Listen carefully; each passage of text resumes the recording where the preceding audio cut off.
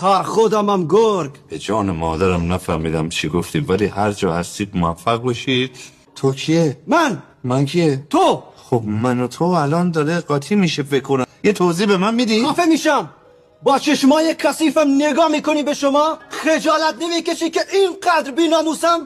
الان بی‌ناموس کیه؟ من. اون وقت من کیه؟ تو. اون وقت تو کیه؟ من. الان فهمیدم من و تو قاطی شده. پس من چقدر بی پدر مادر بودم و بی‌ناموس بودم. ایشون مطلب کرده شما چینی بلدی؟ نه خواهر من خواهرتون نیستم. تو جیگر من است. از اون فرقی نمیکنه. چندش خیلی آشغالم من. یه دقیقه زر نزنم من. یه دقیقه گوله رو ببند. دهنمو میبندم یا میبندیش برام مردک کوتاه. آقا دهن اونو ببند. اصلا از شکنجه بدتر خفه شو. تو داری خیلی خفه شو. باشه چشم. ببین اصلا حال نمی کنم من. چی میگم؟ هیچی نگو. لعنت بر پدر مادر کسی که به تو فارسی یاد داد.